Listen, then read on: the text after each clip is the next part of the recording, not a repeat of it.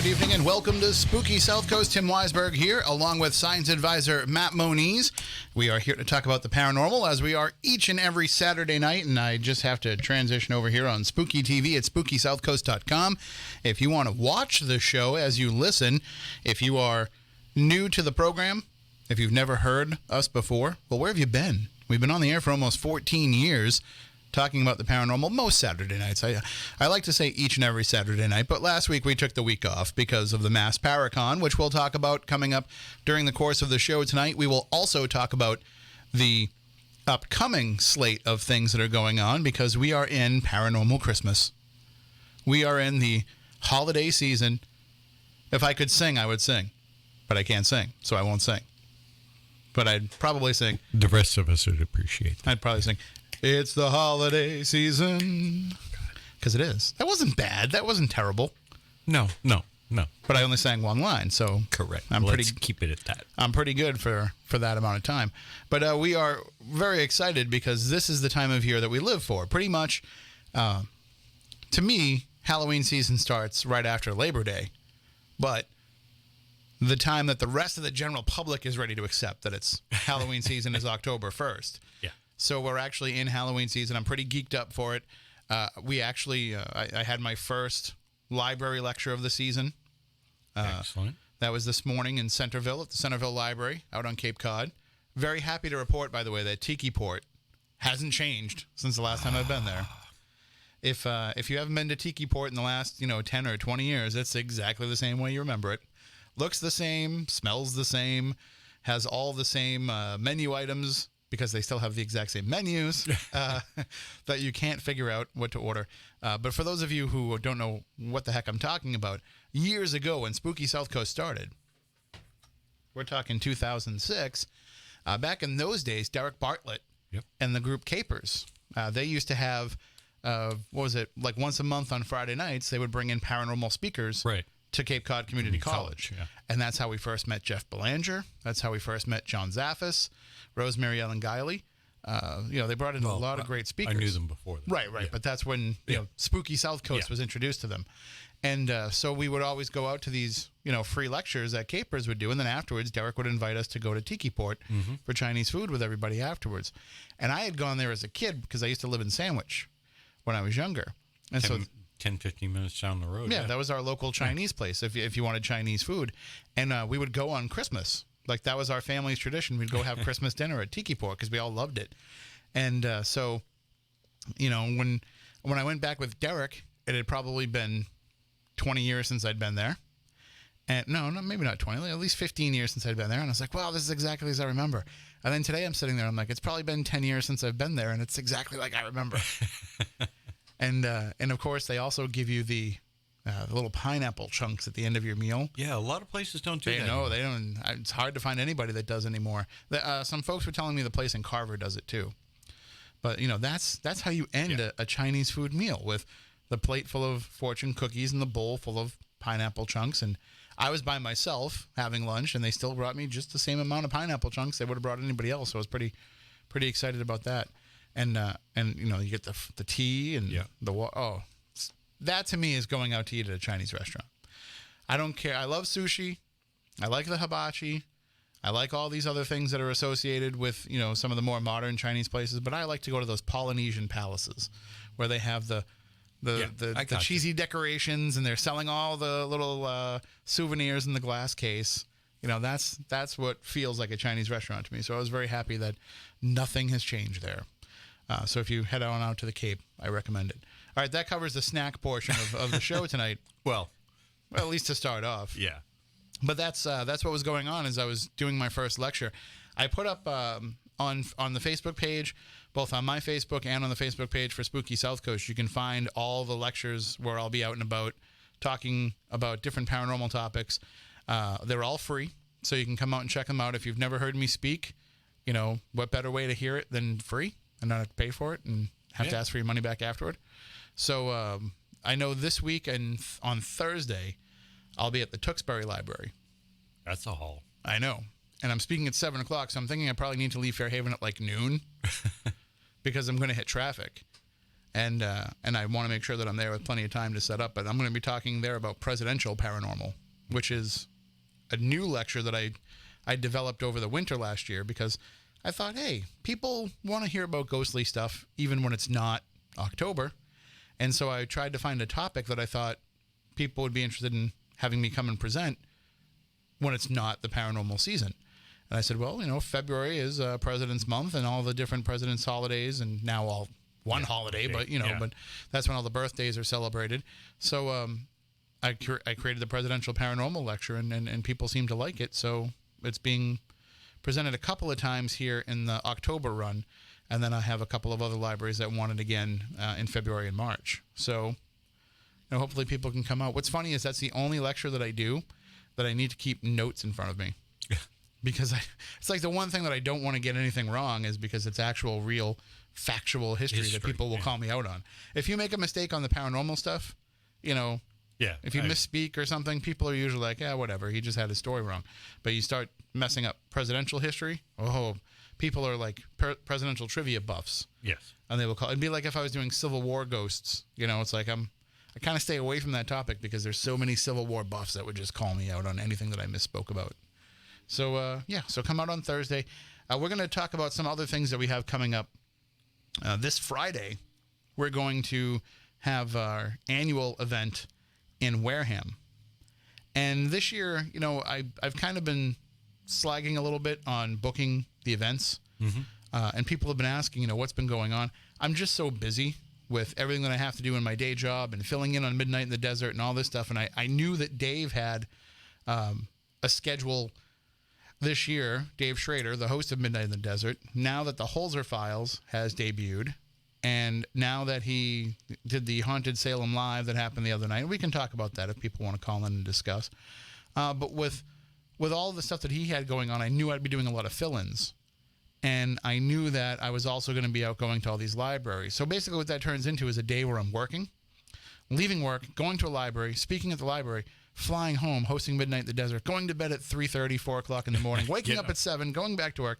So I tried not to book a lot of events because I don't want to be half-assing it when people are coming out to these events and just being tired and, nodding off in the middle of the events. So I was kind of holding off on booking anything. But Wareham likes to have us come out and help them raise money. So we booked a special Friday night event because all their Saturdays are booked up for October.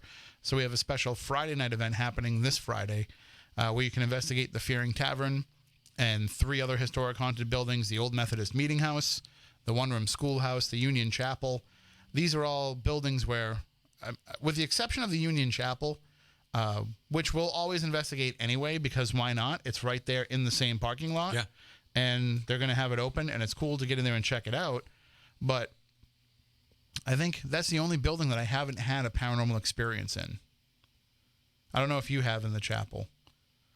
In the chapel itself, not anything that I could say would be a direct. I mean, we had a couple of interesting obvious things. And there's been like, stuff. Some Ouija board stuff and things like that. But I wouldn't. No EVPs, right. Yeah. I wouldn't run out there and tell people, like, you have to come and investigate this chapel based on what we've had happen to us there. But the other buildings, I would say that for sure. The post office school, definitely. Yeah, there's in this one-room schoolhouse. And everybody all focuses on that one spot. The back section of it used to be the post office. And, I mean, I know that we hear the term, there's a dark entity that's there. There's something there that doesn't like people being in there. Right. It's not that it's malevolent. It's just upset that you're right. Yeah. And so it kind of acts out when people are there and investigating. So, I mean, I've had plenty of things happen in that location with that entity there. The meeting house has its share of activity. That's actually where Jeff Belanger got his first EVP. And his first EVP, we should point out, after he'd already been in this business for about 15, 20 years. Yeah. It wasn't like it was when he was just starting out. This happened a couple of years ago. Right. And he was using the Spiricom tones, and an EVP of a woman's voice came through. And to this day, he will still tell you it's the only, what he considers to be legitimate EVP he's ever captured in his career. And so that's a pretty cool spot. And then, of course, the Fearing Tavern, where we've had so many things happen. And I have to say that the Fearing Tavern has been ramping up in the activity over the last few years.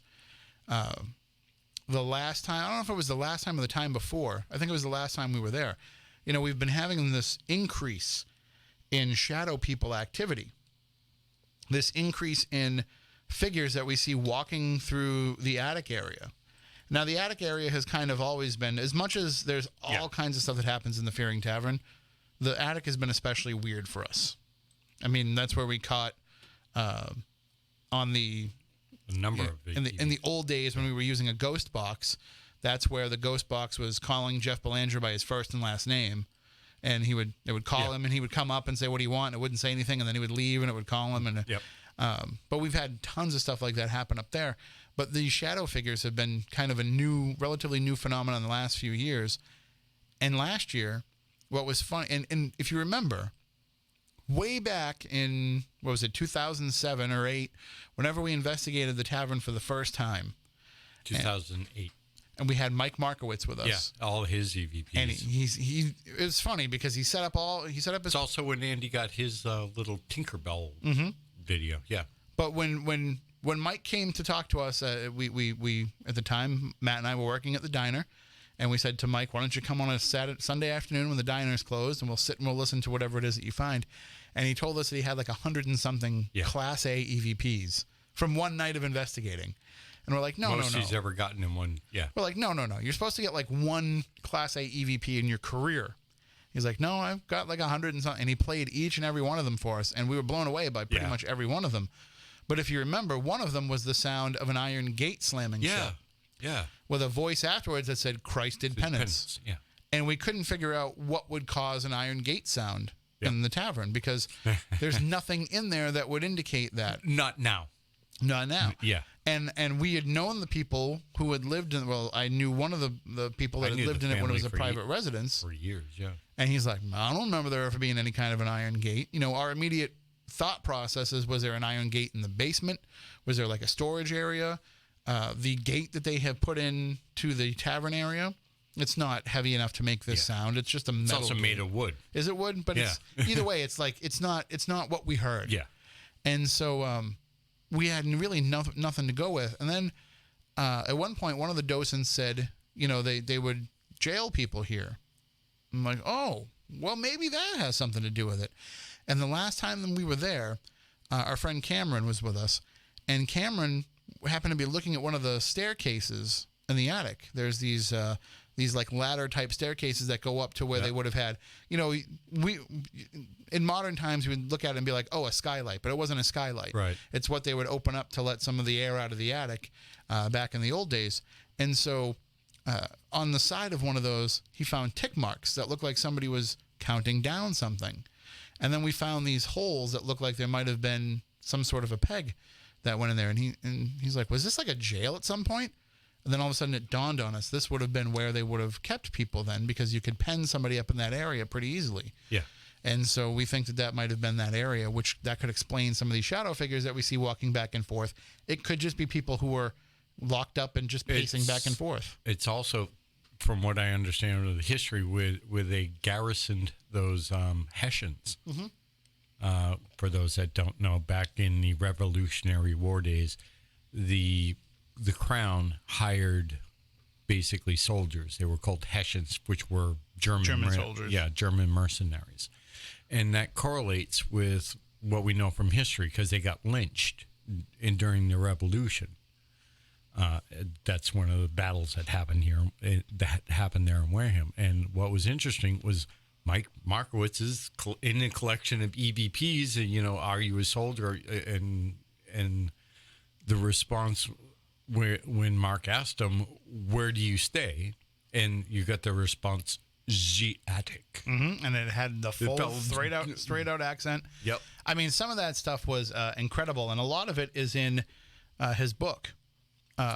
If you get Mike Markowitz's book on EVPs, you can hear a lot of the stuff that was captured at the Fearing Tavern. We got stuff where it was talking about the American Revolution. Yep. We got stuff was describing things in the house. Yep. We asked, there were these holes that were in the wall in the kind of the baseboards of the house, and we were like, what are those holes all about? Not even thinking, and the spirit answered our question and said, "We got mouse holes over here." Oh, that's what they're for. They're mouse holes so the cats can get in to chase the mice. Because it was a tavern and he served food. Yeah. I didn't realize, like, watching Tom and Jerry as a kid, and you would see like the mouse hole and Jerry would come out of the mouse. I didn't realize that they put those holes in there on purpose. I thought like he had dug himself out a door. Right. But no, they would have those. So it was kind of funny that the EVP answered our question. Yeah. And that was crazy. The little girl's voice asking, "Do you want to play dress up?" That one was probably the creepiest. Still freaks me out. Well, the one that freaks people out the most, I've kind of gotten used to it, but that was where we caught in the basement an EVP, basically saying it committed murder. Hey, Grandpa, I killed. Hey, Ash, I killed Grandpa. And if you go to YouTube, if you type in Fearing Tavern, FEARING, Fearing Tavern EVP, you can hear that for yourself. Listen to that and tell me that you won't immediately go run to SpookySouthCoast.com and buy tickets for Friday night. Well, I think the craziest experience I had in there was witnessed by that reporter, that young girl. Mm-hmm. And it was that classic stormy night with lightning and rain, and the room was fairly dark. And I was watching that figure, poke out from behind the window. And the little young reporter girl's like, "What are you looking at?" And I pointed, and it did it for her. And she's like, "Oh, my God." And then the thing rushed at us, put its hands on the door. And I had my camera ready. And, of course, she starts scaling me like Mount Everest as I'm trying, and she starts screaming. And as you can verify, she was quite animated for the rest of the night. So you would think she wouldn't want to ever do anything like this again based on her reaction of it. Well, Carolyn reached out to me recently. She's coming back? She's coming back. She lives in Oregon now. Okay. But she's coming back this month, and she's like, "Do you guys have anything going on? I want to come out and do some ghost events with you." And unfortunately, it didn't fit in the window of when she's going to be here for us to have anything going on. But did she bring that up? She did. And I hooked her up, though, with she's going to be doing an investigation in Barnstable at the old courthouse. Okay. She's going to be doing something there with our friend Wendy Patterson, who does a lot of stuff down on the Cape. And they set that all up, and she was able to buy the last 2 tickets for that. So it worked out well. And I think she's going to take a tour in Plymouth with our friend Geoff Campbell, who's going to call in a little bit later on to let us know about something he has going on. But right now on the line, we have the founder of RISEUP Paranormal in Rhode Island, Ken DeCosta. He is the man behind the Ocean State ParaCon, and he's joining us because, Ken, you made a pretty big announcement today regarding the future of the Ocean State ParaCon coming up this summer.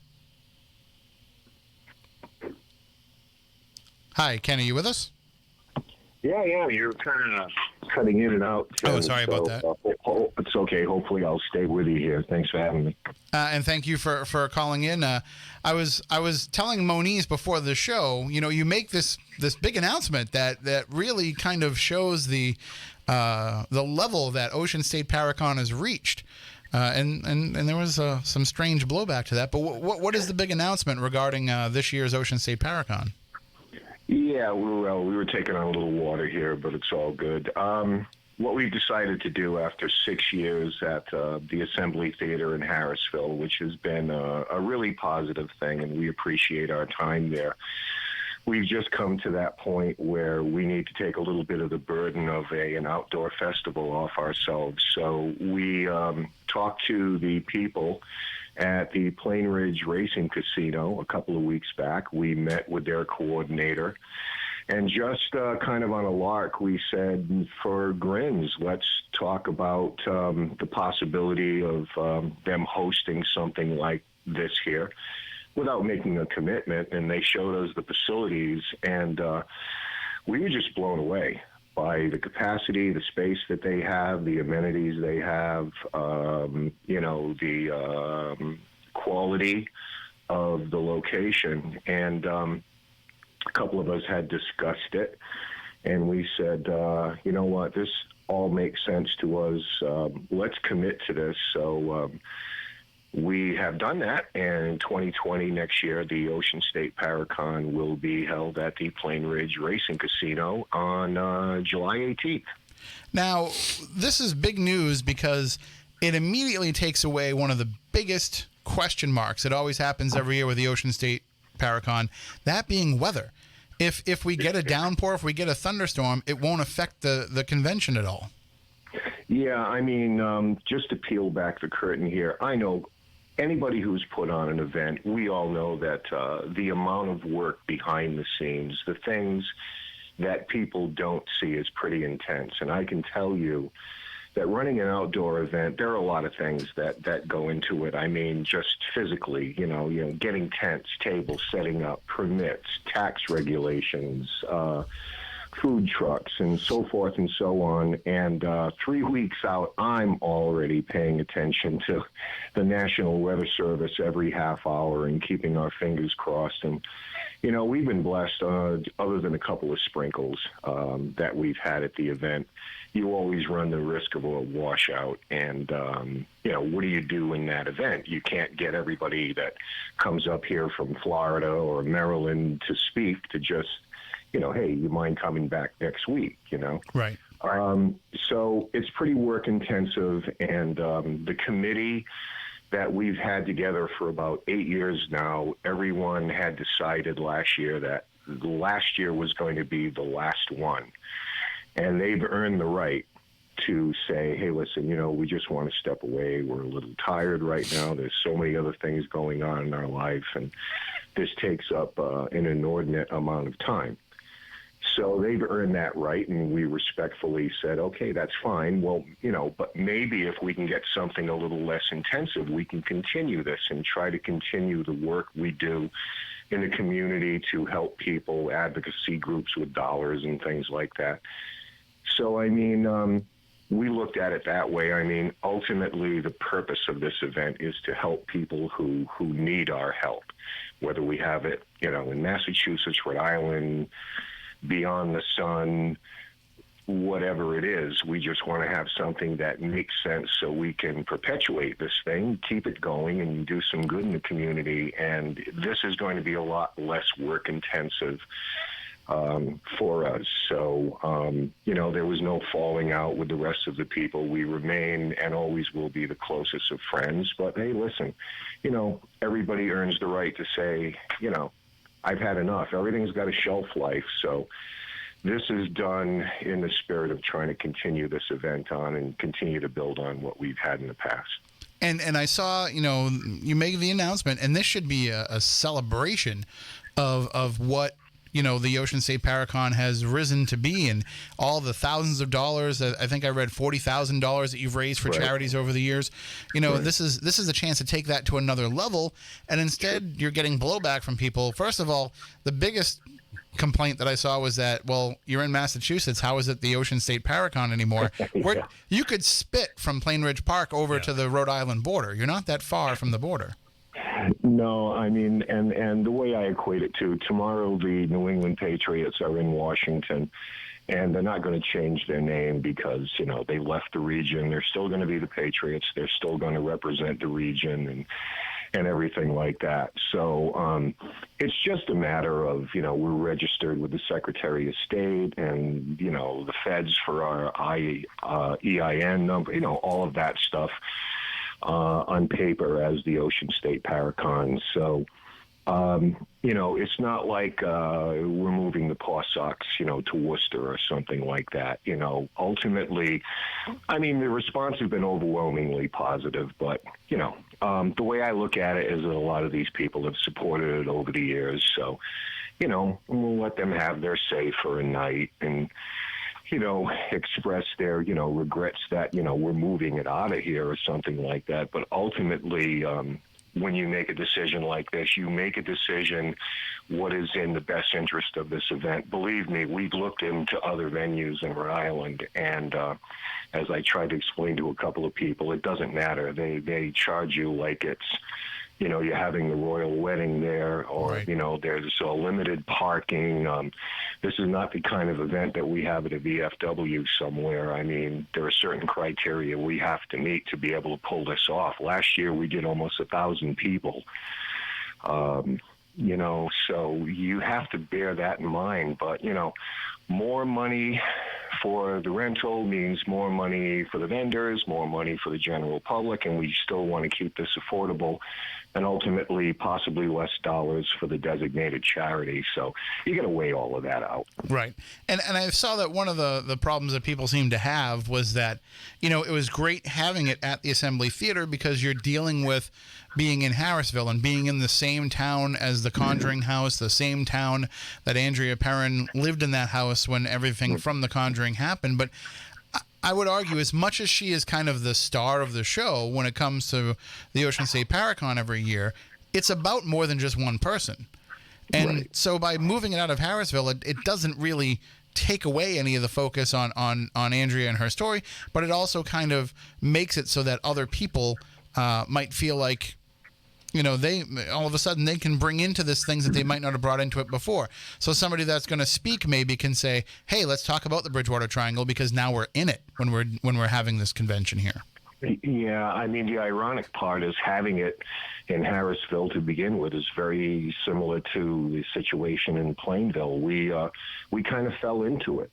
I wish I could tell you we were smart enough to have some master plan where the first year we had it there was the year the Conjuring movie was released. But we weren't that smart. It was just a confluence of a lot of weird coincidences and pleasant surprises and pleasant coincidences, But we were looking for a place, and we didn't have one. I mean, you remember when we had it in the basement of a church in Woonsocket, you were there for that. So, I mean, eventually we evolved to get to the point that it is. But in all honesty, it's just a matter of, not selling out the state of Rhode Island or anything. I mean, my family's been here for 100 years, and I've lived here all my life. My loyalty is here. It's just a matter of, in order to continue this event, I mean, we have to make some changes on a personal level because it's just too much to carry. I'm 63 years old now, and it gets tough lugging stuff around and everything that you have to have for an outdoor festival, which is quite different than having it at a hotel or, whatever the case may be. As work intensive as that is, it can get crazy. It's just time for us to slow down now. And listen, for anybody that's going to plan on attending this and is worried, the biggest part about this is you don't have to wait in line for the bathroom anymore. You're going to have air conditioning all day. I mean, there's a lot of positives to this. And of course, they have on-site food that you can get there. Plus, there's a lot of amenities that are nearby. Problem. Yep. Sure. No, you don't have to park at the school or walk halfway, through Harrisville when you show up a little bit later. I mean, it's going to be better for everybody. And I think, once the initial, oh my gosh, they're moving it, once that kind of fades away, people are going to see this for what it is, which is a great opportunity to make it easier for you to put it on, but also to help it grow. Yeah, I mean, the thing is, it's right off 495, and you've got hotels within a tenth of a mile, and some of them offer shuttle service. On Friday night, we're thinking about a VIP party that'll be outside on a terrace overlooking the racetrack with an outside bar. That's part of the cost. And then you've got a 7,200 square foot space that accommodates 700 people and an adjoining room that seats about 100 people for speakers. And, believe me, we looked at the place and, I wish it was right here in Tiverton, Rhode Island, where I live. We do have a casino here, but, nothing of that scope. Right. They're not at that level yet. No. So, I mean, we just look at it all things considered, and for the health of the event to continue, what we all do, everybody who attends as a guest or, from the general public, we're all pulling on the same end of the rope here. And that's just try to help these different groups and help people who need to help it. And, most people understand that, we've had comments like, what does it matter where it is? It's still going to be a great event, great people, and we'll have fun. And, I think that's the right approach. Absolutely. And don't worry, everybody. It's still just a short drive from Tavern on Main, so we're still going to go there for dinner on Sunday afterwards. Well, not only that. I think the most dramatic change is this year it'll only be a one-day event. Mm-hmm. And again, you've got to factor cost into that and all the rest of that stuff. But I think in condensing into a one-day event, which is what a lot of these different events come down to. You know, Right. we have a meet and greet on Friday. We have one day. And then, you know, you can head downstairs or get a bite to eat or whatever. You're on a major highway. And then, you know, we thank you. We say goodnight. And, you know, that's it. You know, you don't have to be dragging around Sunday and everything. The thing that I wish people in Rhode Island would realize is that there are a great deal of people come from Massachusetts, Maryland, Ohio, Florida, Pennsylvania, all over the place that make the drive to Harrisville. You know, so, I mean, all things considered, I'm hoping that they'll still support the event and understand that, hey, jump on 24, the 495, and you're there, you know. But the other thing that's great about the location is it gives you a chance to expand, too. Yeah, sure. I mean, there are different things we'll have to. I mean, the different things matters, like, you know, we won't have, 13 speakers or something like that. You know, we'll have to condense that down a little bit. And, you know, there are still a lot of things to talk about. I like the idea of panels. I like the idea of a moderator and exchange of opinions, because the talks and the presentations are still important to me. It's not just merely, getting a selfie, getting an autograph, and buying a book. And that's fine. We want people to do all of that too. But, we want the presentations to be compelling and interesting. And that's why, when we sit down and talk about who those 5 or 6 presenters are going to be, or if we're going to do panels and things like that, it's yet to be decided, but we want to give everybody an entertaining type of day. And again, from a selfish perspective, maybe we just want to take a little bit of this burden off ourselves. It's really simple, and hopefully people understand that. If they don't, then you certainly don't have to attend, but given a little bit of time, I just hope that they will. Yeah, it's well earned. So I think, like, once the shock wears off for people, they'll understand this is better. And I think it's going to be, it'll be another great event. That's what it is every year, and it's a chance for everybody to get together. It's our summer family reunion, and I'm sure everybody will still enjoy the event. Thank you, Ken, for joining us and for kind of giving us some explanation behind the scenes for it. I know that you work with a couple of different locations there in Rhode Island with some different paranormal investigation events that you do there. Do you have any coming up in October that you want to let people know about?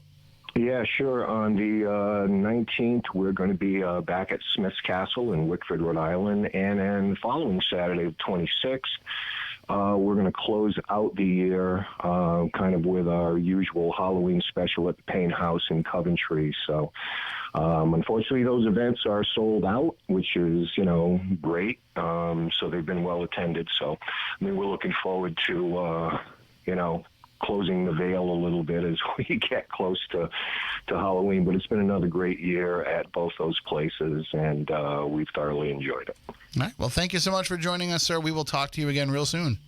Absolutely, Tim. Thank you. Mike, take care. Take care. That is Ken DeCosta of RISEUP Paranormal. And if you want to find out and follow along with the Ocean State ParaCon, the best way to do it is to follow the Ocean State ParaCon on Facebook. They put all the updates there all the time throughout the course of the year. There's information that can pop up anytime during the year, so make sure that you follow them on Facebook so you get that information. One of the things that Ken mentioned was the fact that a lot of these events, these conventions, they do the Friday night VIP party. They have a Saturday daytime full of vendors and exhibitors, and then also lectures and presentations. And then usually, there isn't anything happening on Sunday. Or if it is, usually if it's a place where we have to travel to and people are staying over, there'll be like a Sunday morning kind of wrap-up breakfast. And I just wanted to give a shout-out to Sam Baltrusis for putting together a fantastic weekend last weekend at the Mass ParaCon. It was such a great time. It was very low-key. The venue where it happened, the Seven Hills Inn out there in Lenox, was gorgeous. It was the perfect place to get a bunch of weirdos together for a weekend. And, this is the kind of place where they had some rooms inside the building itself, and they had a secondary building that was kind of like, one of those like motor court type buildings where it's 2 floors, and you have your door on the outside and everything, and there was room for everybody. But when you you just walk from your room in that little motor court type building over to the other room, and they had a lounge area. They had a little fire pit where they would do s'mores every night. You're out there under the stars, out there in the Berkshires, and it was just a beautiful, beautiful time. And I love getting out to the Berkshires anyway, and you just feel better and different out there. And so we had a lot of fun. And the investigation of Benford Hall on Saturday night, it got kind of interesting. And a little bit later on, I'm going to share with you the story about what happened, because I don't necessarily believe in what happened. Okay. But it happened anyway right in front of me, and I kind of have to just hold up my hands and say, well, if you say so, it's the only thing that makes sense to me. So coming up a little bit later on, I will share that story with people. Let's just say it involved, I'm glad I brought Echovox with me too. And I think the first time we investigated Benford Hall, I might have just been pretty new to using Echovox. So maybe there was some trial and error in trying to communicate. This thing lit up this time around. So it's a beautiful place. You've been there before, for the event that we did out there, and they've completely finished, well, just about completely finished the second floor. Okay. Where they had all of the, when we went there, they had like 1 or 2 rooms that were done, and then they had other ones they were still working on. But now it's almost completely finished. The downstairs is completely finished. And they wouldn't let us into the 3rd floor or the basement because they have construction going on in both of those areas. But I was disappointed about the basement. Yeah, the basement was cool. We had so many experiences there last time. But it's definitely a place that if you are into not only the paranormal, but just history as well, I recommend going out to Lenox, because you can go to Benford Hall and tour there. And then you can also tour the Mount, Edith Wharton's home, which is right down the street. Mm-hmm. And so you can go and tour both of those places. And also for people from New Bedford area, that's also where Melville's house is. Melville lived out there for a couple of years, and they have his house is set up as like a little heritage museum as well. So you can go there and check it out. And trust me, if you're going to go out there and stay, there's a lot of places that you can stay. There's a lot of little like roadway inns and, motor courts and all these different places out there. But treat yourself to the weekend, spend the extra money, go to the Seven Hills Inn. If you want to save a little bit of money, you can stay in what they call the terrace building, the terrace room, or whatever they call it, the terrace house. That's where I was staying, and I was in the very last room, the very far corner, and still, it's an easy, quick walk to get into the main building. Great breakfast on Sunday. I highly recommend it. It's funny because I guess everybody got together for the breakfast like early, even though it said 10 o'clock. I wandered in at like 10:15, and nobody was really there. I saw John Tenney sitting in the lounge and talking to some people, but I said, you didn't get to be Little Spoon? No, we had separate rooms this time, but we spent the whole weekend together. We picked him up at the airport and dropped him off and everything. So it was funny because he hadn't had anything to eat either, and the people that he was with hadn't had anything to eat. So I was like, well, then let's all get breakfast together. And when we sat there to have breakfast, there was a wedding going on. And people were coming up to us as we were sitting at the table, like, here's Tenney, dressed like John Tenney usually does, in a collared shirt and a sport coat and everything. And I'm sitting next to him in like a t-shirt or a polo shirt or whatever. And people are coming over to us, like talking to us about the wedding. Like, when they're, don't forget to get your gift bag over there. And all this. We're just looking at each other like, are we supposed to be in here? Like, is the breakfast over for the paranormal people? But it was very funny. And then Andrea Perrin came in, and so we're like, okay, at least there's one other paranormal person here eating as well. But I will share that story coming up a little bit later on about what happened. We are going to be talking to another one of our paranormal friends, though. After the 11 o'clock news, we'll talk with Geoff Campbell, who I think Patriots fans will recognize as being the founder of the End Zone Militia, but he's also a paranormal investigator, and he is the man who gives the ghost tours with the Plymouth Night Tour. Yep. And I think he just got done with his tour a little while ago, and he's going to join us to talk to us about something cool that he has going on next month in Braintree, Massachusetts, a fundraiser for some historic buildings out there as well. So we'll talk about that.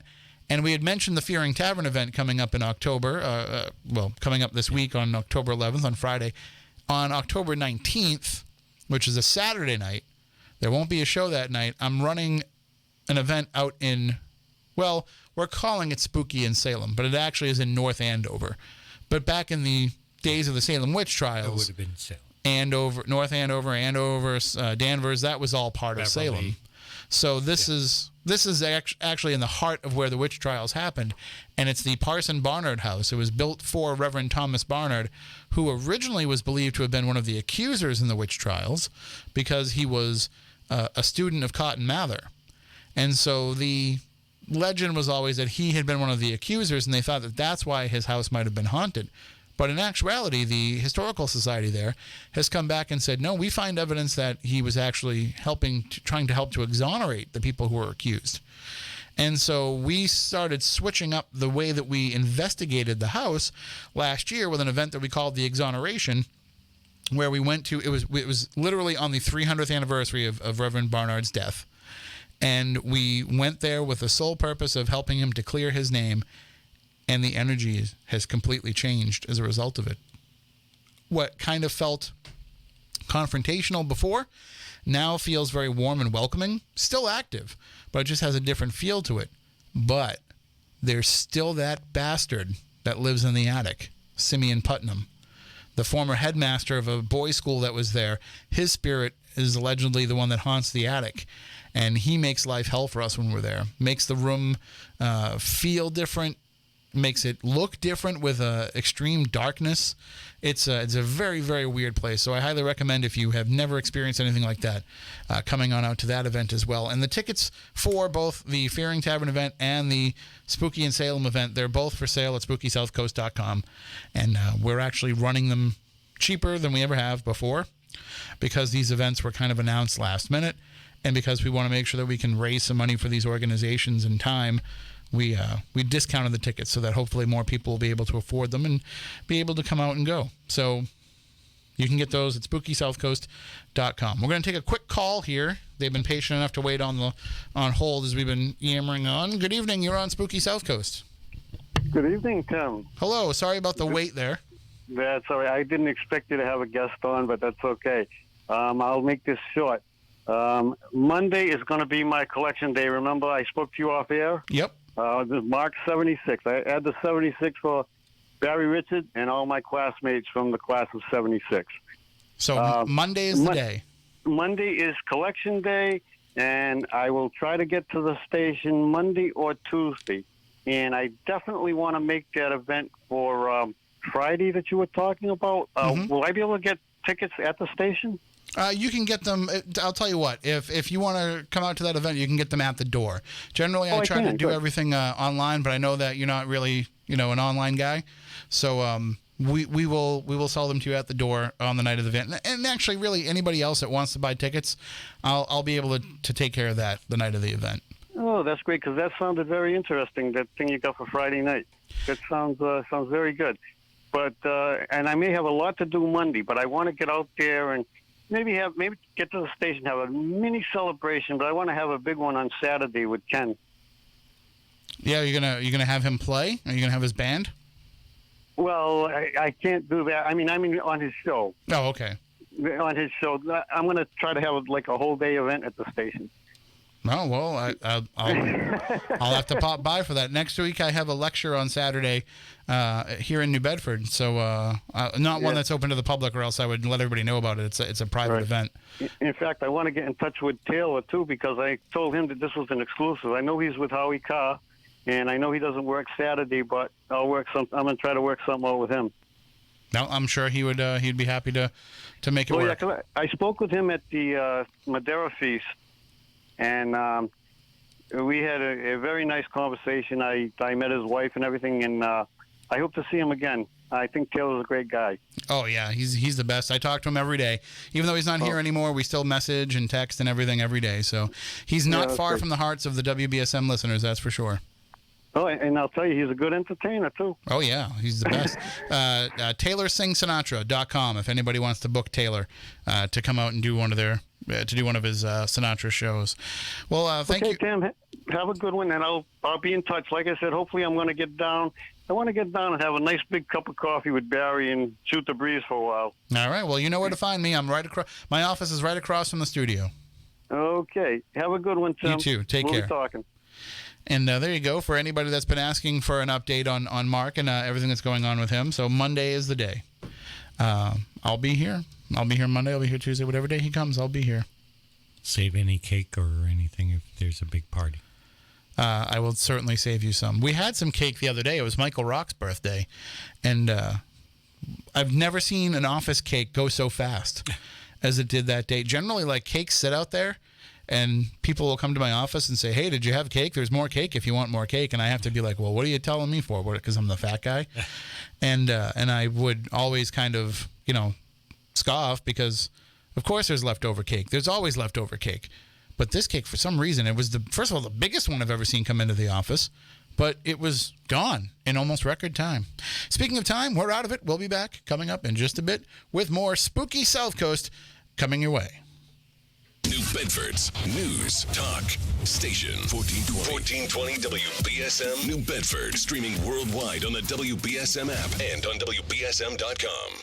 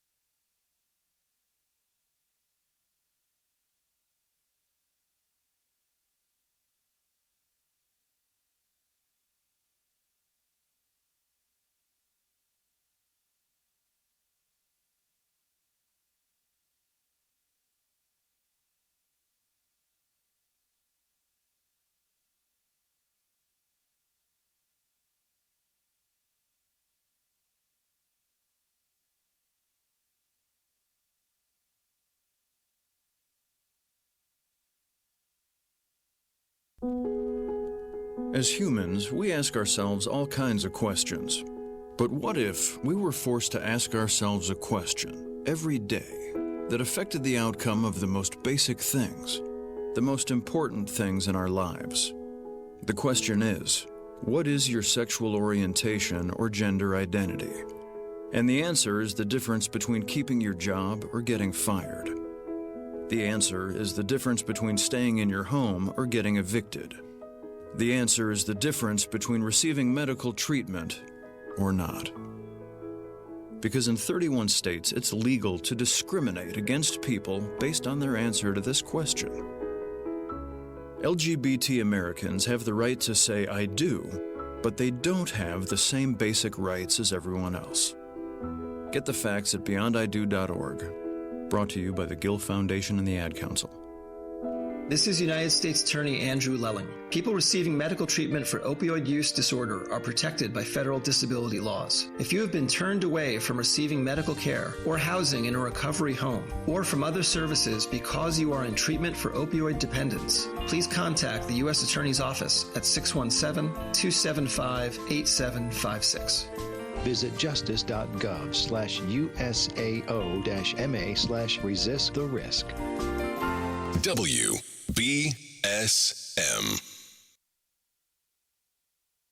Tune in to 1420 WBSM Sunday mornings at 9 a.m. for Secrets to Living Healthy with Dr. Mark McGowan of Power of Life Chiropractic. Dr. McGowan is one of the area's top wellness coaches. Join us each week to get a better understanding of your body and how it works. You'll learn how to set your healing power free from one of the nation's top chiropractors, Dr. Mark McGowan. So please join us for Secrets to Living Healthy every Sunday morning at 9 a.m. right here on 1420 WBSM.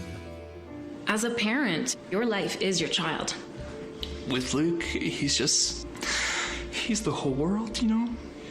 He was diagnosed with acute lymphoblastic leukemia, and it just rips your heart out. You feel completely helpless.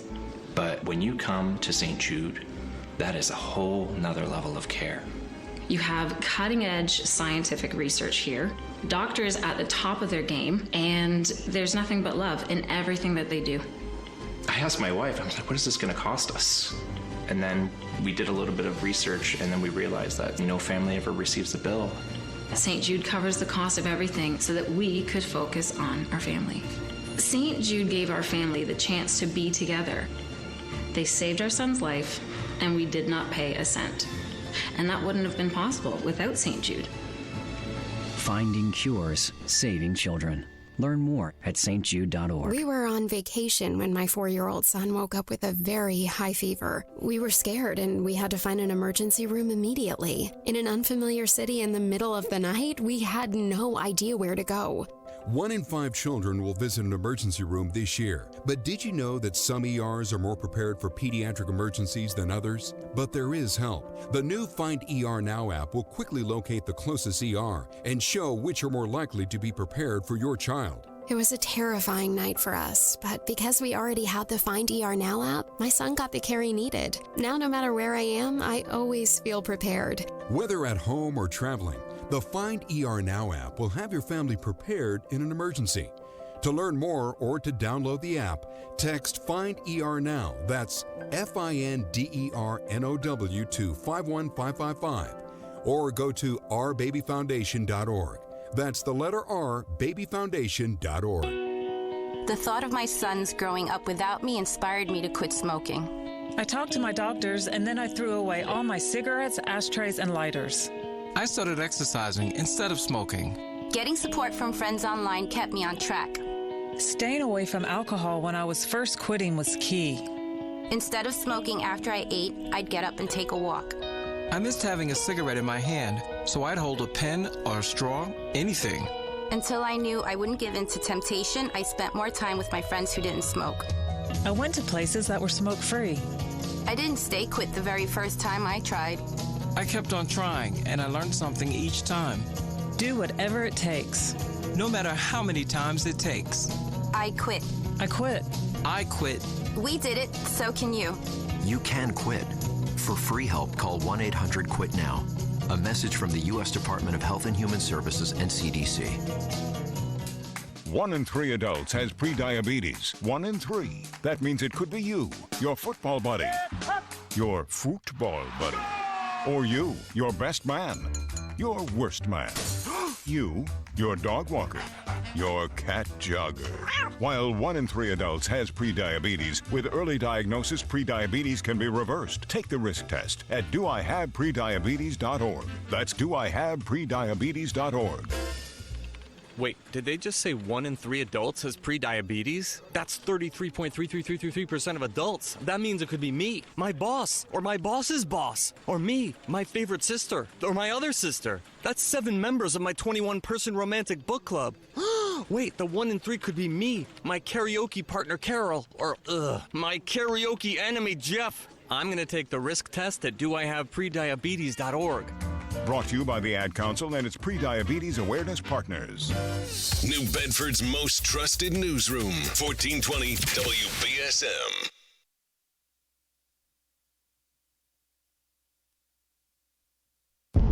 Are you intrigued by Paranormal Talk Radio? You'll love the new Paranormal Radio app from TalkStream Live. You'll find a great selection of talk shows covering UFOs, ghosts, strange phenomena, and much more. Download the Paranormal Radio app now and start listening to the very best in paranormal talk entertainment. The Paranormal Radio app, free in Google Play and the iOS App Store.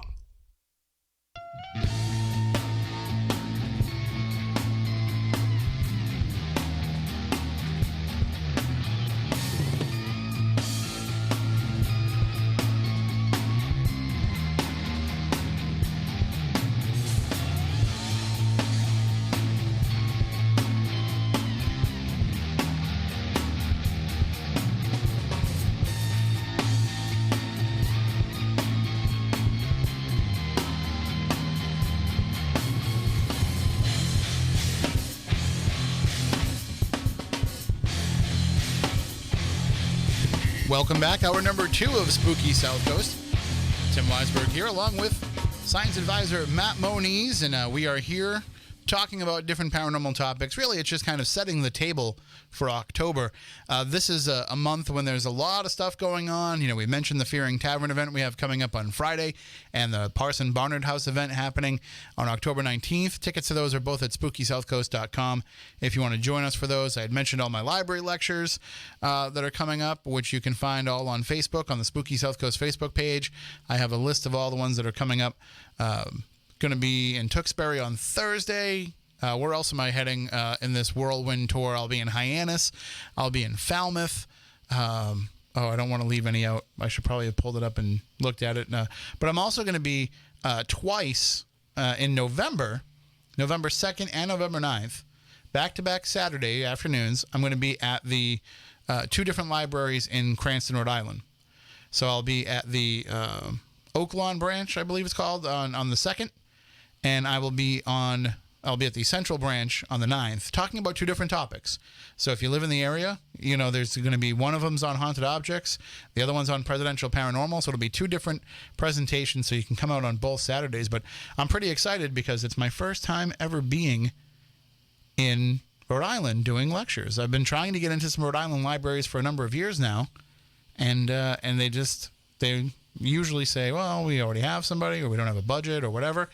So I'm very excited to be able to go talk to Rhode Islanders and spread the spooky word into the Ocean State a little bit more. All right. I've got a little bit of an announcement for you. I'm going to try and drink my tea while you say it. All right. My awesome new mug. You know our mutual friend Bob Ethia, right? Mm-hmm. He's in the process of writing another book, and I've agreed to help co-author with him. Nice. Well, just make sure that when you guys sit down to work on this together, that you carry your equal weight to Bob, because he's got his full-time gig that he's got to worry about. You've got your full-time gig to worry about. He's got his second-time gig to worry about. So do I. But between the 2 of you, I don't know how you're going to crank this out together. But well, what it is he's got a collection of stories about this, that, and the other, and I've got mine, and what we're going to do is we're going to take a couple of weeks, sit down and try and sew everything together. And Bob's a great guy to work with, as you know. We've known him for so many years. Very thorough researcher. And I'm very excited to find out more of his stories and also to see you finally put some of yours down. Because how long have we been trying to kick you in the pants and tell you to do it? How many people have I helped write their books? I got you a book contract, and you still didn't write the book. Because I was too busy helping out. Well, there was also other stuff going on at the job I was working at that. Yeah, but still, I mean, it's about time. And then the hard part is going to be once you get the book done, then you both have to find time in your schedule to go out there and promote it. Yeah. So look for a Moniz, Bob Ethier book signing coming your way in 2024 when one of them retires from one of their jobs. So no, congratulations on that. Thank you. I'm also loving the new lab I'm working in. I still do work for the defense contractor, developing armor and weapon systems, but that's more of moved on to a weekend gig. Now I'm the director of analytical for a biofarm up in Bedford, Mass, where we're engineering microbes to produce useful products. And the way that we make these products is we engineer the gene to produce the product, and we take waste material from like food industry and other industries, and we feed them to the microbes, and we're getting rid of a waste and producing a useful product, either like sugars or stuff for like other food products, pharmaceuticals and stuff. So we're trying to help save the planet and work on making things for people. So basically what you're saying is you're coming up with the formula for Soylent Green. Well, like I said, I'm running. Oh, no, you said 4 people. Yes, you meant 4 people to consume. Correct. Well, still, Soylent Green is on the table then. Well, so is the zombie virus because they're showing me how to do gene editing. All right. I think people need to do a little bit more thorough of a background check before they hire you in the future. But one guy that we don't need to worry about his background because he's one of the most well-known and well-respected paranormal investigators in the area. He's also one of the most well-known and well-respected tour guides in the area. You know him from the Plymouth night tours, and you know him from some of his work in historical recreations, including the New England Patriots End Zone Militia. And if you've ever come out to a spooky South Coast event, you've probably seen him investigating alongside of us, usually in full period costume, and he's joining us on the line. Geoff Campbell is with us. Jeff, hello, good evening. How are you? How are you doing tonight? Hi, guys. We are spooktacular. Did you have a tour tonight when I was messaging you on Facebook? I did. How'd it go? Not bad. Interesting group because I actually had a member of the press from the Patriot Ledger along with us doing a piece, and also a colleague who's from over across the pond over in the UK, Dylan Jones, came over, and he actually is doing a documentary about ghost tours here in the U.S. and tabbed me to explore Plymouth with him this year. So he had tagged along with his camera and microphone, and we actually had a very interesting, fun group tonight, and nothing really popped this evening, but it's been a little bit quiet of late up on Burial Hill. So I'm kind of waiting for something to happen. Right. I'm sure it's going to soon anyway. So, and for anybody that has never taken one of Geoff's tours in Plymouth, it's unlike other ghost tours where not only is he telling you the story and giving you the history and telling you some of the paranormal phenomena that's happening there, but you're actually investigating while you're there, and you're hoping to try and document something while you're on the tour. Exactly. I always encourage people to turn on a recorder, take as many pictures as possible. I teach them about the truths and the fallacies about K2 meters, etc. I basically turn the tour group into the investigative team for the evening. And you take them to Burial Hill. You're allowed. You're one of the only people that's allowed to bring people up to Burial Hill at night. Right. I mean, we anybody who does tours in Plymouth that uses Burial Hill in the evening or towards the evening time has to apply for a permit to do so, and we do that. Fortunately, we are one of the people who get to do that. And it's one of the few places actually anywhere that you actually get to walk through a burial ground when it's in the darker period of the evening, rather than most places they won't even they have a gate and they'll lock it up and you can't get in, or if you can get in, you have to do it by climbing a fence. But fortunately for us in Plymouth, Burial Hill, the gates are technically speaking open, so to speak, and people are always up there at night. Yeah, but you know what? Let me tell you from firsthand. I've been up to Burial Hill a number of times during the day, and I love it up there. It's one of my favorite places to just go and relax and spend some time. But I went up there last year during the Plymouth ParaCon at night. I wasn't drunk or anything. I went up there with some people, and I got turned around like you wouldn't believe. You would think being on top of the hill, you'd be able to find an exit and get down the hill, but I could not find my way out of there. Okay. Yeah. Well, don't forget, I was with you, and yeah. You see, you already forgot that. I was trying not to implicate you in what I was doing. It's all right. But it was a bit later, and so you were a bit tired. I'll forgive you for that. You rescued me, though. No doubt. You rescued me. Yeah, exactly. So, so the tours are going on throughout the course of the month. I would think you'd have some openings, right? If people want to reach out and take part in those. Yep, we definitely still have openings. The one night that is filling up very quickly is the Saturday before Halloween. But the rest of the time, there are definitely openings. It's real simple. All you have to do is call our phone number. You can find it on our Facebook page or on our website, or you can sign up online. There are all sorts of different ways to get onto a tour with us. And I'm not just, most of the time I'm the tour guide, but that doesn't mean that I'm always the tour guide. Right.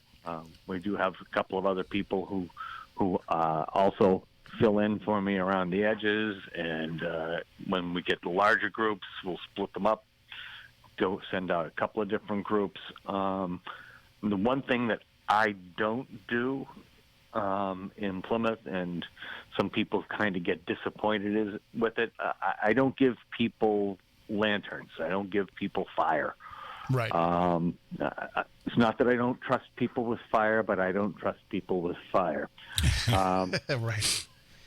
We're walking around Plymouth. I mean, all these old wooden buildings, it's an accident waiting to happen. So even though it adds to the creep factor, it also doesn't add to the actual paranormal investigation factor, because you and I both know if you're staring at a flame of some sort carrying around a lantern, all of a sudden you look up into a dark spot, what your eyes doing? They're trying to adjust, and all of a sudden you see stuff moving, and you think you're seeing something, but you're really not. It's an optical illusion. So. Not to mention either, that's one hand that you can't use to carry another piece of equipment now. Exactly. So, yeah. And so I recommend everybody reaches out to Plymouth Night Tours, takes a tour with Geoff. Just an amazing tour guide, and really, as far there's multiple tour companies in Plymouth, but I would say that yours is the best, only because not only do you have this encyclopedic knowledge of all the history of Plymouth and the ghost stories themselves, but your tour is helping to add to those stories. Other tours are just going there and recounting things that have happened in the history. You're actually going out there and essentially allowing people to legend trip and add to the stories of those haunted locations. Right. I mean, have we had stuff happen on our tour? Yes, we have. Have people experienced that and seen things or heard things? I mean, one of our tour guides, Joyce, actually had a woman on the tour with her the other night whose last name in Croatian means wolf, and you're familiar with the story of Wolf from last year's ParaCon. And they were standing at the tree on Burial Hill, and they both heard this buzzing sound. They looked at, they're looking around, they looked at each other, and they both heard it, and the other people in the group didn't hear it, but they did, and all of a sudden both of them heard a wolf howl or a coyote howl or something, And they both just kind of looked at each other, and their eyes bugged out. Joyce told me about this afterwards, and it was just a weird happenstance that they both experienced it, but nobody else did. And so, things like that do happen. And we've had some interesting hits with spirit boxes up on Burial Hill. We've had, I've got one apparition photo that a young man got with his cell phone that just is one of the best apparition photos I've ever seen. There's stuff that goes on up there. Let's just say that, and in other parts of town as well. And so that's Plymouth, and certainly there'll be plenty of things to do in Plymouth throughout the course of October with Geoff and the Plymouth Night Tour. But let's talk about what you have coming up in November, because this is going to be a very special fundraiser event. Yeah, this is going to be a lot of fun. We actually did it last year as well, myself and a couple of other of my paranormal research friends from one of the groups and locally. And this year, I decided to reach out to some of the people I had met last year with the ParaCon, such as yourself and local author and organizer of the Mass ParaCon, Sam Baltrusis, James Anito, the demonologist, Matt Warner and Rachel Hoffman, and our also your good friend Stephanie, amongst others, all gathering at Braintree Historical Society in Braintree. We'll be investigating 3 of the 4 buildings on the campus of Braintree Historical Society, one of which is the Sylvanus Thayer birthplace, and then the Sylvanus Thayer birthplace barn, which was built in 1975. Sylvanus Thayer birthplace is a building where Sylvanus was born in 1785. He's known as the father of West Point. But the building that really fascinates myself and Matt Warner and Rachel and their team is the Dr. Gallivan house, and that's the one I described to you as having the creepy, dusty basement. And as you said, you love creepy, dusty basements. That's where I live. So, and I'm sure Matt, you do too. I know. Oh yeah. Oh yeah. But this is a doctor's office. He built the building in 1931 as a wedding present for his wife, and given doctors' practices in the 30s and 40s, as we probably all know, as our paranormal researchers, etc., that very often emergency operations might actually happen in the doctor's office.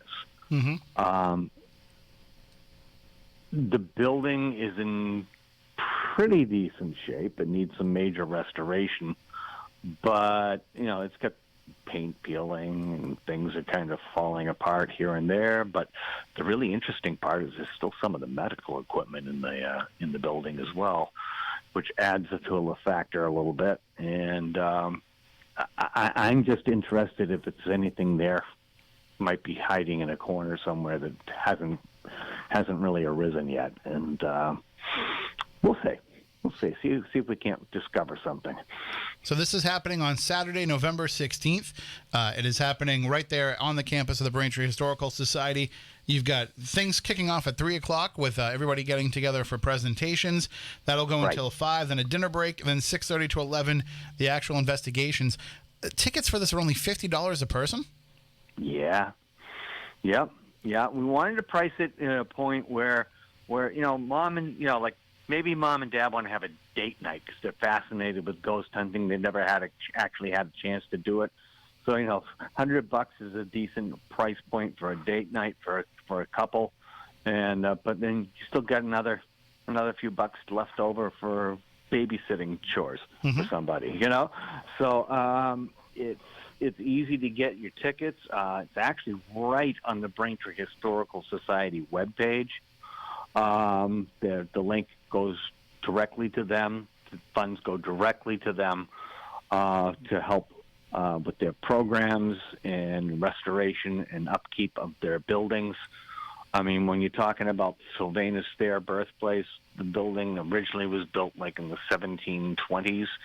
It's been moved about a mile down the road to where it is presently, which is right across from Braintree City Hall. It's right in downtown South Braintree, right near the T station. So it's really easy to get to. It's not hard to find at all. Right by Thayer Academy. And it all goes right directly to the Braintree Historical Society. Yeah, and again, if you want to get tickets to it, it's braintree-historical.org. It's limited to only 45 people, so you don't want to sleep on this because what's going to happen is everybody's going to go out and have their October fun, and they're going to say, you know what, I kind of want to do some more of this. And there's this event happening in November, and then they're going to go and try and buy tickets, and they'll be sold out. So don't wait. Make sure that you get your tickets as soon as you can. And I'm excited because, I get to actually investigate with people that I don't normally get a chance to investigate with. I run into Matt and Rachel and James and Sam all over the place, but we never get the chance to actually kind of work together on an investigation. So this will be pretty cool because everybody's bringing a lot of different styles and areas of expertise into this, and it's going to make for a very interesting mix. Exactly, and that's exactly why I brought in the people that I did. Not only is it people from the local area who have names in the local area in this field, it is also a varied group of people, all with different little backgrounds, different styles, and different interests in some respects in this. So it should be an interesting and fun evening. All right, so again, that's happening on Saturday, November 16th. Don't waste any time. Go right now to braintree-historical.org. I also just shared the link out on the Spooky South Coast Facebook page if you want to make sure that you can sign up for tickets. Geoff, thank you for inviting us out, and I'm looking forward to what should be a spooktacular night. Awesome. Great. Have a great October, guys. Everybody keep investigating. Keep your heads on a swivel because you never know what you might see or where you'll see it. Absolutely. And you might see me. I might pop up in Plymouth now and then on some of the rare nights off. You may find me in the British Beer Company. That's okay. If you feel like hopping on and just walking along, just show up. I'd be happy to have you along. I appreciate that very much. Does that go for me too? Yes, Matt, you too. Oh. And bring equipment. Okay. Okay? Sounds good. Yeah, right. Absolutely. I always tell my people who are investigators, they'll go, oh, well, I get this interesting vibe off of them. I say, you were an investigator? Well, yeah. Bring your equipment. Right. Absolutely. Mm-hmm. Bring your own equipment. Because we always have it in the trunk of our cars, so we're always ready to go. I've always got it in the bag in the back of my car. Exactly. So other people have doctors have a go bag with medical equipment. We have a go bag with all kinds of meters and other kinds of devices. So yep, absolutely, always. All right. Well, you have a great night, sir, and a great October. We will talk to you real soon. All right. You take care. You too. Bye-bye. That is Geoff Campbell, the Plymouth Ghost Hunter. Again, Plymouth Night Tours if you want to take his tour.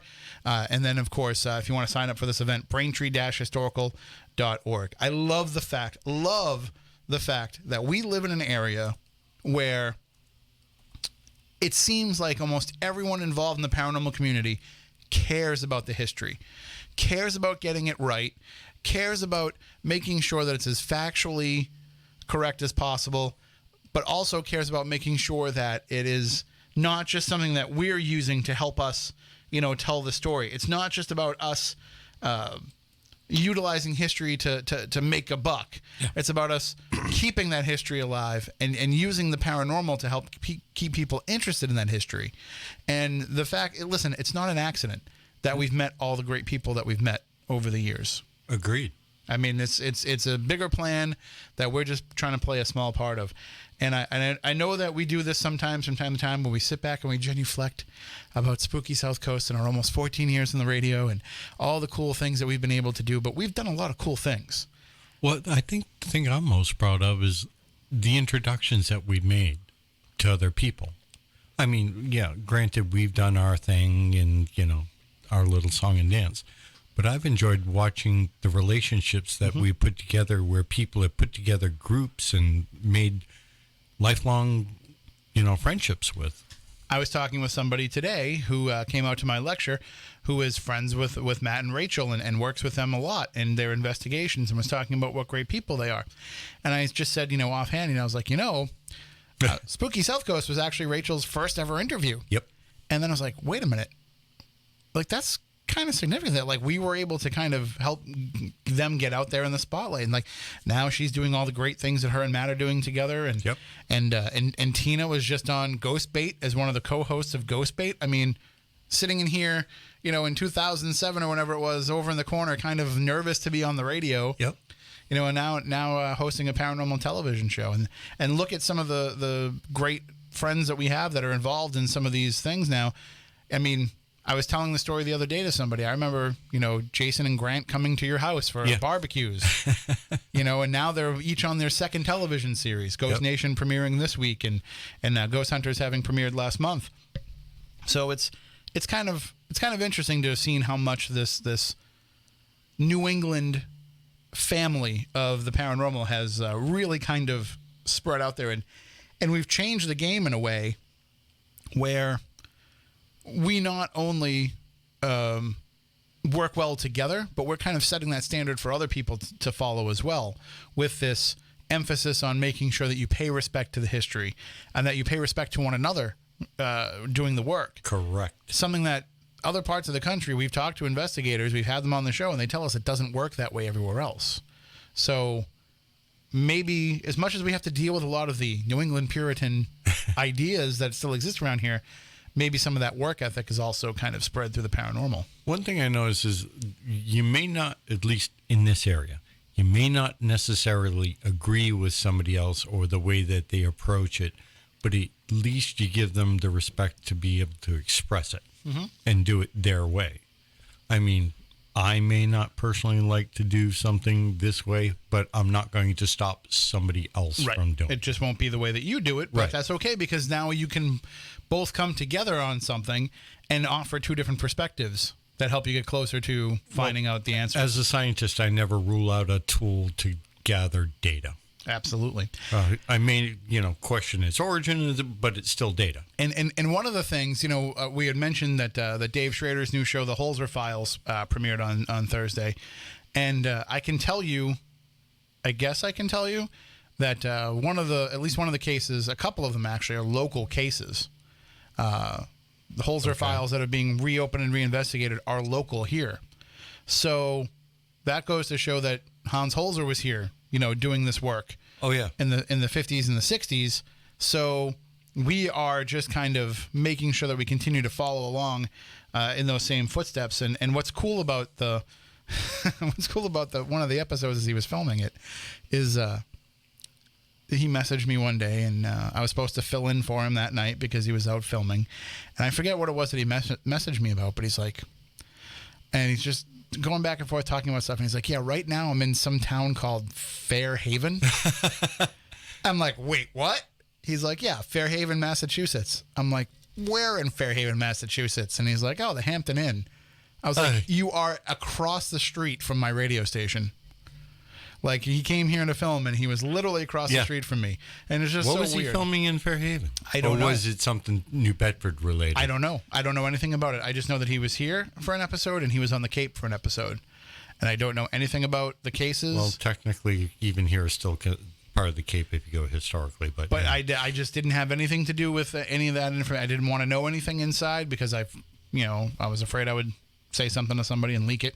So all I know is that he came here to film. But I just thought it was hilarious that, here we were both kind of brought together by Art Bell's passing and the passing of the torch of Midnight in the Desert.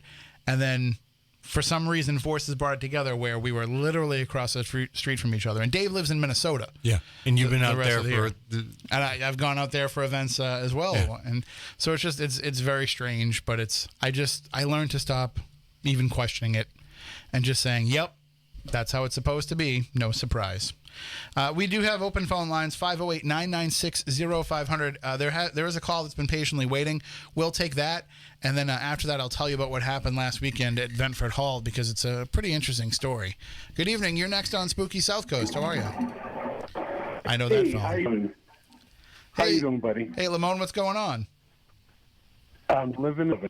I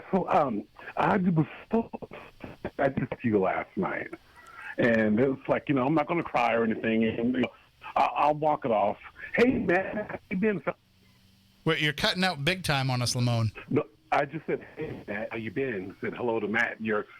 Now I can hear you. You're better, yeah. Yeah, you're still cutting out a bit.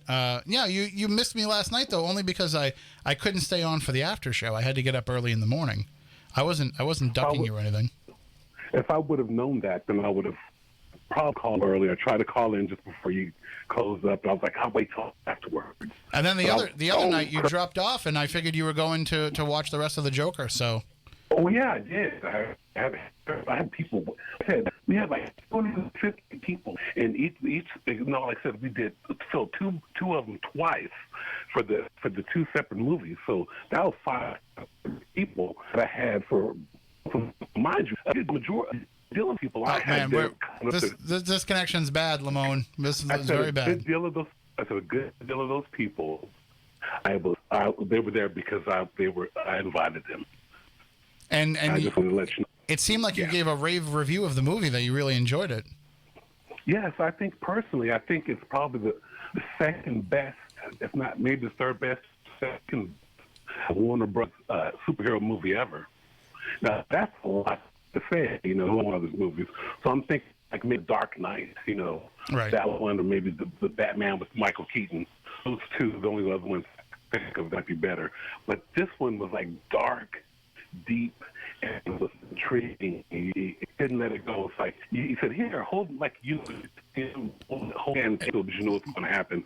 But then realize, before you realize he's taking you, holding your hand, taking you. Right, and eating him. People are walking out of the theater, though, I heard. Yeah, because they're scared of clowns. What's up with that? If you're scared of clowns, why go to Jack Box or McDonald's? Speaking of McDonald's, you don't see Ronald around here. He said Jack in the Box. Yeah, it just cut out. It cut out at the most inopportune time there. Yeah. He's soaking you. Hercules. Yeah, I don't know what's going on now. So I've got somebody blindfolded in here, and it's Bluestein. He's here. This is where you got Matt Bleistein tied up in your basement. Oh, okay. To bring you the I weekend don't have weird. a basement. Which is even scary. No. We'll have to reach out to him and see what's going on. I think he just got I think he might have just got bogged down in work. So we'll see what's happening. But it's talk and give him the phone. Sit down, silent. Yeah. You know what? Next time you kidnap somebody, you should take their phone and use that to call us Yeah. instead. Yeah, I don't want them to phone trace me. That's not good. I've been black most of my life. Learn the tricks and trade. That's why we can never hear Lamone, because he's using burner phones to call us. Exactly, for shizzle the nizzle. So, are you planning? What are you planning on doing? Are you going to be on Are you having the show next week? Are you going to be on Dave's show next week? Next week, I'm not hosting Dave's show next week. I think I'm back the 17th and the 18th for Dave. Next week, we will have a Spooky South Coast. Our guest is going to be Lex Lonehood from Coast to Coast AM. Ooh, he's Lex. the webmaster for Coast to Coast AM. He just wrote a new book called Nightmare Land, where he examines nightmares and dreams and sleep paralysis and all that kind of stuff. I just got the book in the mail yesterday, so I cannot wait to tear into it. It looks awesome. And so Lex is going to join us next week to talk about that. I'm supposed to help you with your problem, about 3 o'clock in the morning and stuff like that. Mm-hmm. Remember I told you I was going to help you with that and stuff like that. I would probably do it on the down low, because everybody don't need to with your business and stuff, especially since it's that kind of business. And I'd be more willing to help you. I'm not. I appreciate that. I'm not trying to charge, but I just think it would come in, do some good for you. I think that if you're happier, I think the whole spooky South Coast plan is going to feel it and enjoy it. We all need to see you happy. We all want to be happy. Right. And we don't like to say, oh, I think it's all most upset and missed. We don't like that. I think most people would be happy though, Lamone, if you could just get better Wi-Fi in your house or something. What is with this signal? It's the bat signal. It's like or some other flying marsupial. When was the last time you used that word marsupial in a conversation? Not enough. Not enough. All right. Well, we're gonna let you go because you're cutting out a little bit more than usual. I would like you to probably put your whatever you just said. I agree. Tom Brady looks like he's balls hit by a marsupial. The way it might be I think he just says that about Tom Brady's balls. Something like that. All right, we're gonna marsupial. Okay. Yeah. So we're gonna have to let you go. Say goodnight, Playboy. I hope it's not a fruit bat. Fruit bat? All right, take it easy. I gotta let him go. It's nothing against the conversation. The conversation was fun, but the connection was not. And plus, we have another caller on the line, so I don't want to hold up somebody's chance to get in on the show because I still want to share that story before we go. I hope that people think that the story is good when I tell it because now I've built it up quite a bit. Yeah. Well. Good evening. You're next on Spooky South Coast. Oh, jeez. Am I really live? You are live. Well, listen, I can hear you. You're going over the airwave, yes. Story.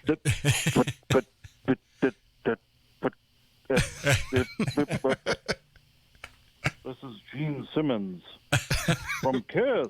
With the Lamone phone.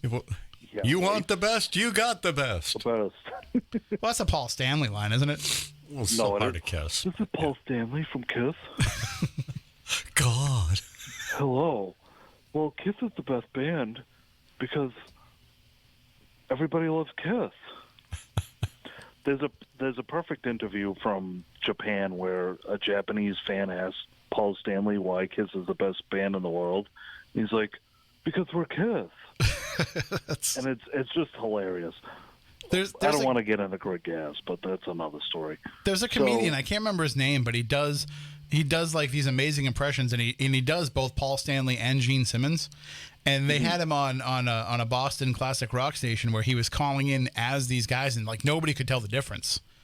And he was saying the most ridiculous things, but it made perfect sense because Gene Simmons and Paul Stanley say the most ridiculous things. Of course they do.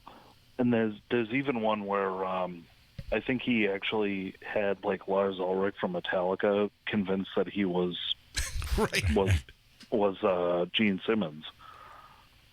It's absolutely hilarious, but Lars has to be the dumbest person in the world. No, because my favorite rock and roll impersonator story is the guy that spent like 20 years pretending to be Randy Meisner from the Eagles. And like of all people to be like Randy Meisner, and for those who don't know, he was the bass player before Timothy B. Schmidt, and he's the guy that sang "Take It to the Limit." And he had crippling stage fright, and he had to quit the band because he couldn't go out there and sing the song every night. And he got into a fist fight with Glenn Frey and everything. But anyway, this guy somehow started pretending to be Randy Meisner like 20 years later, and got away with it for a long, long time, to the point where he actually once got into a limo with Don Henley, and Don Henley thought that he was Randy Meisner. Now, he doesn't look like him or anything or talk like him, but it just shows that Don Henley was such an a-hole, he didn't even remember what the guy looked like that was in his band. Well, if Dennis Leary talks about you when you're in it on MTV and his act, there's a reason why Don Henley is who he is, you know? Yeah. But anyhow, how's everybody tonight? Spooktacular. What's on your mind tonight? I'm spooktacular. Well, not to do shameless self-promotions, but I know we've been guests on the show before. Mm-hmm.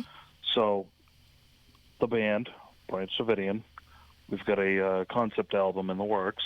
Nice. We're wrapping a concept album around the Zodiac Killer as well as the Bridgewater Triangle.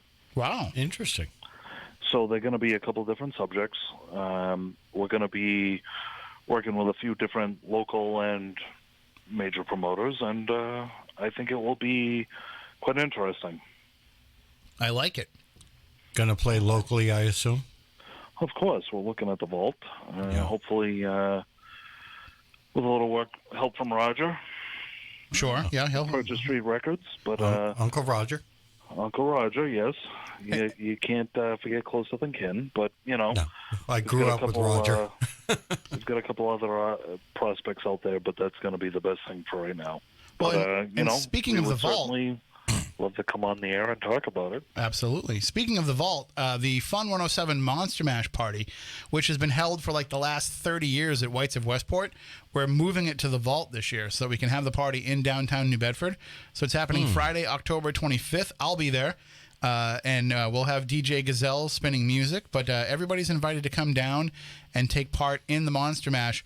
We're going to have a costume contest that we've decided that because the level of commitment to the costumes has become so high, we have to give a bigger cash prize. So I can't really tell the exact number now because I don't have confirmation, but we're talking about it might be like $1,000 prize for the best costume. And we're definitely going to do $100 Sephora gift certificate to the best makeup. So certainly come on down to the Monster Mash Party Friday, October 25th, 10 p.m. at the Vault at Greasy Luck. And I'd love to see some people come down that are Spooky South Coast fans. And maybe somebody will come down dressed as Moniz for Halloween. That might, maybe Moniz may come down that and might dress win the as prize. Well, if you dress as you, then that doesn't count. But if somebody else dresses as you, that might be a prize winner. All you need to do is get John Brightman to do your airbrushing, and you'll win. I'm considering asking him to zombify me again for that event because he did such a great job at the zombie prom that and I didn't feel it. Amazing. I didn't feel it the whole night. It was like it wasn't even on my face. So if he can pull that off so that I can still do my regular job while I'm there, because I'm going to have to take all the photos and stuff for the website and all that kind of stuff. I don't get to party like everybody else does. I'll be working. But it's 10 p.m. to 1:30 a.m. Friday, October 25th at the Vault. Should be a lot of fun. And also, by the way, I think I can say this on the air. The Vault, Greasy Luck. We have the whole building, by the way. We're going to have not only the Vault, but also the restaurant side, too. Oh. And I think I can say this. Building is haunted. Really? Very haunted. We were able to... Stephanie and I have investigated it twice. One of the times we brought Porter with us, and we brought Len and Peggy with us. And we found a lot of activity. Really? Especially in the basement area. But so I recommend people coming out and partying with us. It's a great place and a great time, and there'll be drink specials and food specials and all kinds of stuff. We'll have to look into that. All right. Well, thank you for giving us a buzz. I'm going to try and share the story in the time that we have left of what happened at Benford Hall. So stay tuned. You're going to like this story, I think. Problem. All right, Tim. You and Matt have a good night. Take it easy. Have a good one. Bye. That is our friend Ross, of course. Yep. So we have about 8 minutes left. Let me try and get through this story so that I can kind of let everybody know what happened at Benford Hall. Now, give a little bit of background about Benford Hall. Well, what's funny is we don't even need it for this story because I don't even know if this entity is tied into Benford Hall. That's how cool it is. But it's a Gilded Age mansion that was built in I want to say the early 1900s. I think it was 1906 or something. Yeah, it was. So and it's been completely restored, or almost completely restored now. They do a great job there of putting all the money that they get right back into Benford Hall. People have weddings there and all kinds of stuff. But when we were there, we had a group of people who wanted to kind of walk around, and some of them did their own thing on the first floor. Some of them wanted to go upstairs to the second floor. So I said, anybody that wants to go with me and try the Estes method, we can go upstairs. So a group of people started following us, and there was a gentleman there who was there the last time we were there, Rick. He lives locally out that way, I believe. And so Rick was very excited to try the Estes method with us, and we went to what was the room of Sarah Morgan. Now, this house was built, it was the summer home of the sister of J.P. Morgan, Sarah Morgan. Mm-hmm. And so we went to what they call her room, and I think it actually was her bedroom. So we're in that room, we're running an Estes method session, and for those of you who don't remember, that's when you are running, we use EchoVox, but other people use ghost boxes. But you're running this device, and the person who is listening to what's coming out of it is wearing a blindfold and noise-canceling headphones so that they can't be influenced by the questions that are being asked. We're asking the questions, they're just listening directly to the device and just repeating what they hear. They don't know the questions, so there's no bias in what it is that they're trying to hear. So what ended up happening is This gentleman, Rick, was the first person to go under, and he was kind of making some connections with some of the spirits there, but nothing kind of really overt. All of a sudden, I said, we were going to swap out. All of a sudden, a woman volunteered to do it who was the most quietest, meekest person of the investigation. And it was kind of surprising that she would volunteer to do it, but she told me later that something kind of told her to be the one to do it. Mm-hmm. And as she is underneath and she's hearing this stuff come through the Echo Vox, it's mentioning Rick by name multiple times. It keeps saying up, up, up, up. And we've gotten that before on the Echo Vox. We don't really know necessarily what it means necessarily. But it's saying Rick and up and over again. And it was telling us its name was Benjamin. And we were getting kind of the feeling that it might have been a child. And like it was saying up, up, up because it wanted to get picked up. And so we started kind of going with that line of questioning, and it didn't really resonate or make sense. This is the second floor in the middle part of the. Yes, kind of like the back corner. Yeah. Kind of directly over the area where they with have the bathtub. Doors. There's a room in the back. You walk through a bathroom to get to there. Yeah. Remember last time when I was there, we had one of those connects or whatever. You know. Somebody got me with a little kid stick figure thing, and we had an interaction there. Oh, in that same room there. So, maybe this is the same spirit. So what happened was it kept saying up so much that I was like, maybe it has something to do with the staircase. So I was like, Rick, come with me. And so Rick and I walked over to the third floor staircase, and it was like as he got closer to the stairs, it was like he got hit with something, just like wham. And he described it as having a 150-pound weight that was suddenly on his shoulders. And then he got to the stairs, and suddenly that weight was lifted. And what's weird is, before he even told me that he felt the weight was being lifted, I just happened to look up the staircase, and I saw a shadow move from at the top of the stairs, from the very top of the staircase, backward, like toward the landing that was behind us for the third floor. And I thought that was weird, and I turned to him, and he had a completely different look on his face, and he was crying. And I said, are you all right? And he said, the weight that I just took on has been lifted. And I was like, well, that's kind of really weird, but it had an emotional effect on him. So we went back into the room, and when we got into the room, and they were still doing the Estes method, the woman still talking, still repeating what it was that she's hearing, and said, Benjamin, are you still here with us? And it said, no. And we're like, well, where are you? And it said, heaven.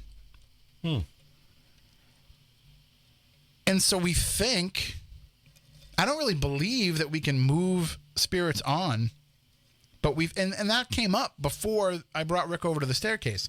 Somebody had asked if there was a spirit that wanted to be moved on, and you know me, when that happens at an event, I always say, nope, we're not doing that here because it's not what we're here for. This place did not call us in to help move on any spirits that are here. Our job is just to go in there and experience it, chronicle it, and then leave it alone because it's not our place to decide. Plus, I don't really think people can move spirits on. I think they decide whether or not they're going to... Yeah, the spirit decides. And it doesn't even mean that they move on. They might just say, you know what, I'll just stay quiet then for the next couple hundred years till you're gone. But then... the atmosphere in the room had totally changed. The feeling had completely lightened, and Rick was so emotional about it that I had to kind of consider the possibility that maybe a spirit did move on through Rick, that he carried it from that room, the staircase maybe just being, just an avatar almost, just being kind of standing in place for the idea of actually moving up and on to the next level. And maybe he actually helped carry the spirit from the house to heaven. I don't know. Like I said, I don't believe in it, but I have to kind of go with what the information was that we were getting and at least accept that as a possibility. So a little cool story there, something that happened at Benford Hall. Hopefully we'll get a chance to go back there and do another event. We can see if Benjamin's still there when we return. But I'm not going back unless they're going to let us into that basement. That basement's cool. But they also had some pretty good cookies and stuff for us as well. So maybe that could actually convince me to go anyway. I'll drive 3 hours into the Berkshires for some good cookies. We are going to be back next Saturday night. As I mentioned, our guest will be Lex Lonehood from Coast to Coast AM talking about his book Nightmare Land. But don't forget, join us this Friday at the Fearing Tavern in Wareham, Massachusetts. Tickets to that event are $75. You can get them at SpookySouthCoast.com. We're going to give you pizza dinner. We're going to give you salad. We're going to give you drinks, non-alcoholic drinks, and snacks throughout the course of the night, all included.